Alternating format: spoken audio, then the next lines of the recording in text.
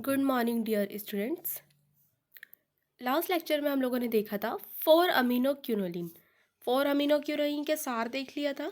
इसमें हम लोगों ने कौन सा ड्रग देखा था? 4 क्लोरो क्यूनिन देखा था, क्लोरोक्विनिन देखा था, सॉरी 7 क्लोरोक्विनिन देखा था। इसमें क्या करते हैं हम लोग? यहाँ पे एक 7th पोजीशन के ऊपर क्यूनिन रिंग के ऊपर 7th पोजीशन के ऊपर क्लोरो ग्रुप लगाते हैं और 4th पोजीशन के ऊपर अमीनो ग्रुप लगाते हैं। तो इसलिए 4 अमीनो क्यूनोलिन कहा गया है इसे। ये बहुत इंपॉर्टेंट है। इसका हम लोगों ने सार देखा था। आज हम लोग देखेंगे 8 amino क्यूनोलिन्स।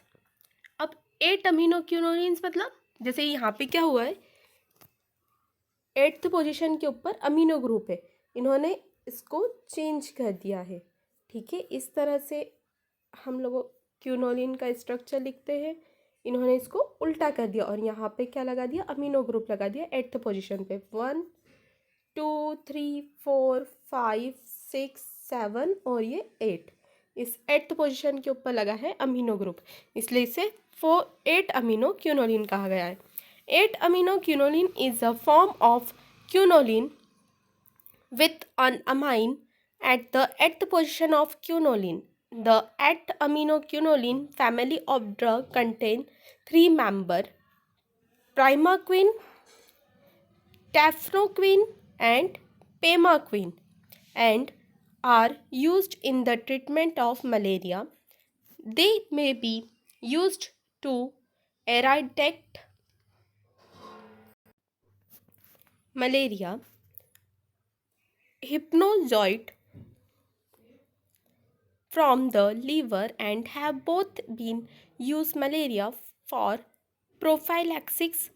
The 8 amino quinoline drug must not be given the patient with G6PD deficiency because they cause potentially fatal hemolysis in this patient. ये कॉमन स्ट्रक्चर है 8 अमीनो क्यूनोलिन का। ये 8 अमीनो क्यूनोलिन है, हमारी रिंग है, और ये हमारा प्राइमा क्वीन है। प्राइमा क्वीन में क्या करा है? जैसे 8 7 6 पोजीशन के ऊपर हमने क्या लगाई? मिथॉक्सी लगाया है, और फिर उसके बाद में हम लोगों ने अमीनो ग्रुप के ऊपर सब्स्टिट्यूशन करा है, तो इसे क्या कहा है? Prima queen. ये क्या है हमारा? टेफनोक्विन, पेमाक्विन। Now mode of action. Its mode of action is not too so clear, but it claimed to cause a destruction or breakdown of parasitic mitochondria as well as mitochondria। अगर मतलब जैसे energy जो जिससे हमें मिलती है उसे क्या कर देते हैं? जो पैरासाइट की जो माइटोकॉन्ड्रिया है उसे क्या कर देते हैं? ब्रेक डाउन कर देते हैं।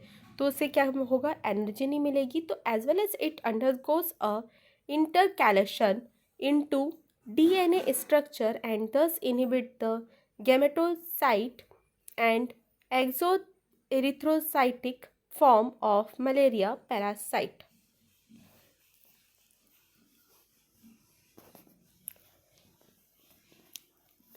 माइटोकॉन्ड्रिया को, पैरासाइटिक माइटोकॉन्ड्रिया को क्या कर देते हैं? ये डिस्ट्रक्टेड कर देते हैं या फिर इसे ब्रेक डाउन कर देते हैं। तो उस वजह से क्या होता है? Intercalation into DNA structure. तो डीएनए स्ट्रक्चर में क्या होता है? इंटरकैलेशन होता है and thus inhibit the gametocyte and exoerythrocyte from the malaria parasite. अब इसका सार देख लेते हैं। A presence of phenoline nucleus along with the presence of methoxy group with C6 position and amino alkyl position at C8 position is essential for anti-malarial activity। अब क्या है? जैसे हम लोगों ने देखा था C6 पोजीशन के ऊपर हमने 6 पोजीशन के ऊपर हमने ये ग्रुप अटैच करा था, एंड 8 के ऊपर 8 अमीनो ग्रुप के ऊपर ही हमने ये वाला ग्रुप अटैच करा था, मिथॉक्सी क्वीन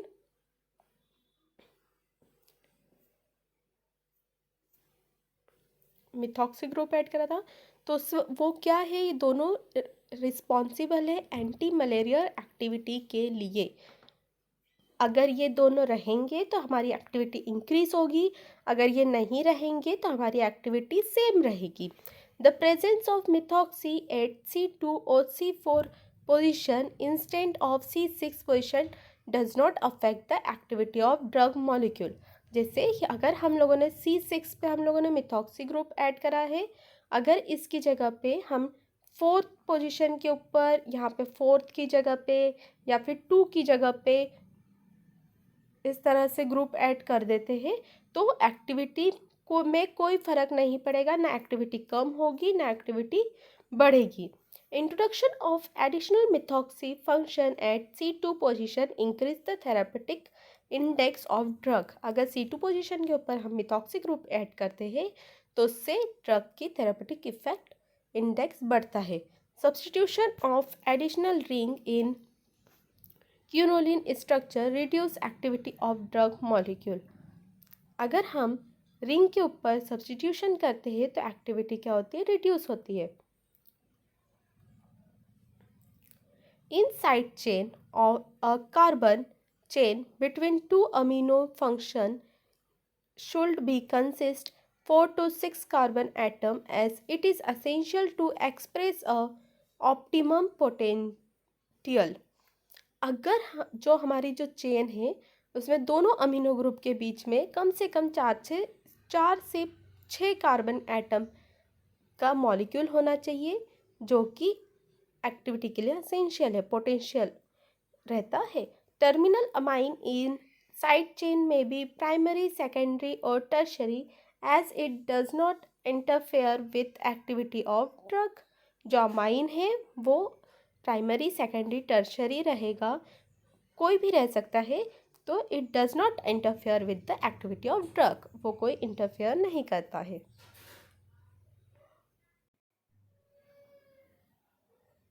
ओके, अब हम लोगों ने देखा 4 अमीनो क्लोरीन में हम लोगों ने क्विनीन और सल्फेट क्लोरोक्विन के बारे में देख लिया था। आज हमने 8 अमीनो क्लोरीन के बारे में देखा है, उसका सार देखा हमने, पेमाक्विन का स्ट्रक्चर देखा, मोड ऑफ एक्शन भी उसी में आ जाएगा, पेमाक्विन का 8 अमीनो क्लोरीन में ही आ जाएगा।